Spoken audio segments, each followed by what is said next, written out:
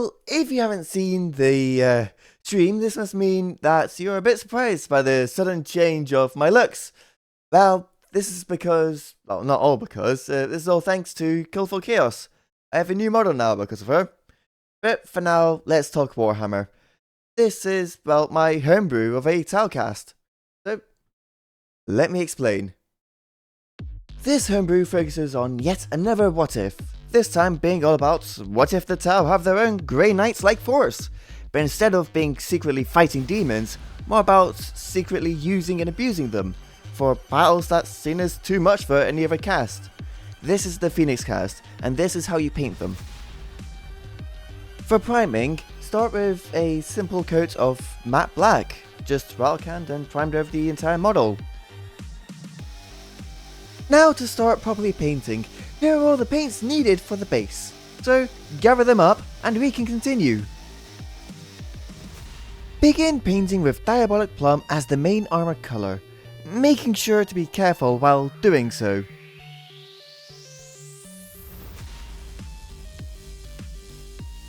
The reason why is because we are carefully going over the underarmor, hooves and any visible mechanical parts with matte black.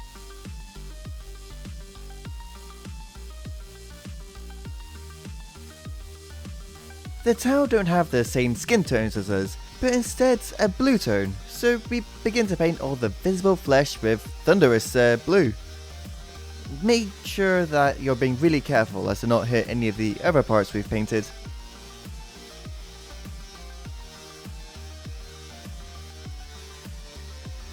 For this specific squad, I have chosen for them to be following the Way of Khorne. For this, I have opted for Basilisk Red to go over the trims of the commander and drones, as well as the cloth on the bonding knife.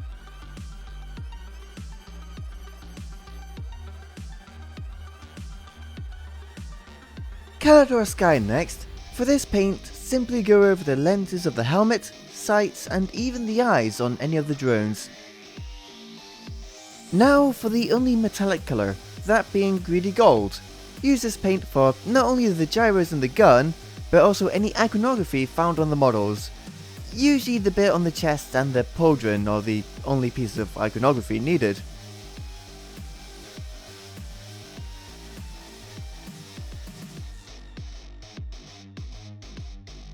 Shading time now. There is 4 needed for the colours, so gather them up and get ready to add shadows. First, use Druchii Violet, but carefully. While this is going over all the purple areas, you don't want this over any of the other colours unless you're wanting to do the way of Slaanesh.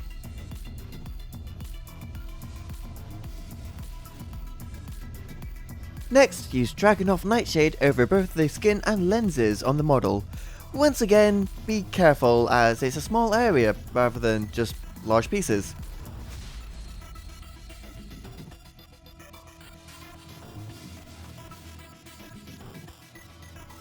Now for the raid trim. For Khorne, use Berserker Bloodshade. Don't forget any of the cloth from the bond knife.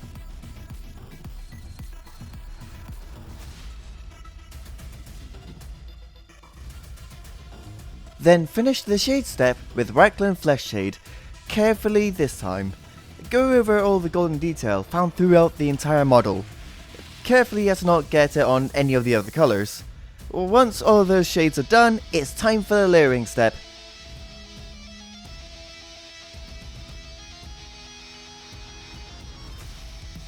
Now for the layering step. Here is all the paints that you're going to be needing for this step. There are some more as we will be doing some edge highlights alongside what we normally do for this channel. So gather them up and let's continue onwards.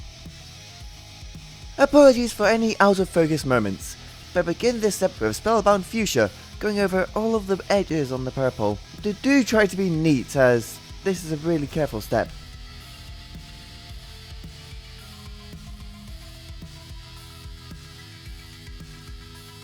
After that, move on to the underarmor, hooves and machinery with deep grey. Do be careful as to not get the paint on any of the skin or the armor.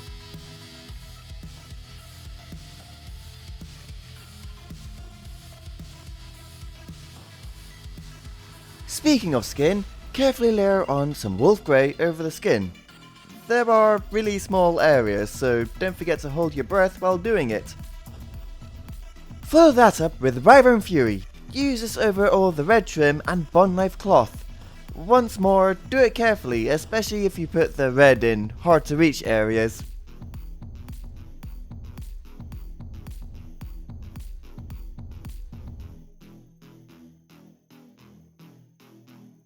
Continue on with the lenses, starting carefully with Ogryn Blue for the main edge layer of this model.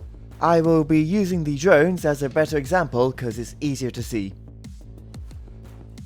And add a little dot of matte white to the lenses to show the light reflecting off of them.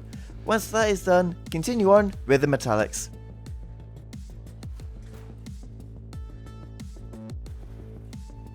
First metallic layer is tinted gold, going over all the golden icons and gyros.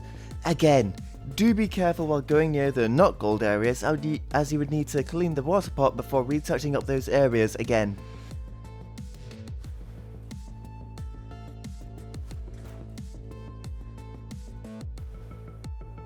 Finally, add shining silver to the highest and sharpest points of the gold on the icons and gyros.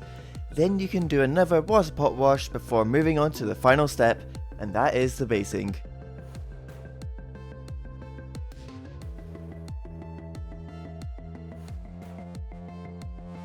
I have actually decided to throw my towel onto the moon, so I grabbed some paints needed to make such details. So gather them up, and here's how to paint a moon base.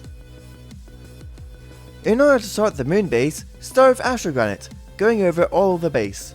Be careful when applying it around the feet.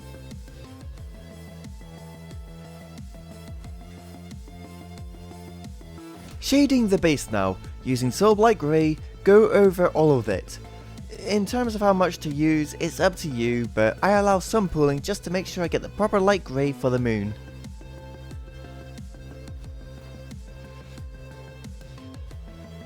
Up next is the dry brushing. I use Company Grey to go all over the base, except for the base part that's underneath the actual model body. If you want to, water down the paint a bunch and then add it to the feet and legs as like moon dust.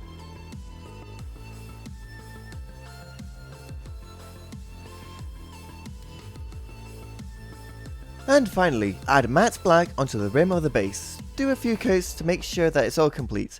Then the model is now properly complete. After all, the model should now look like this. Thank you for watching, and I hope you enjoyed my new looks as well as this guide, theme and style of Tau. But if you're wanting to make something of the other godways, I will have some details on the description below for the other three. And I hope to see you next month.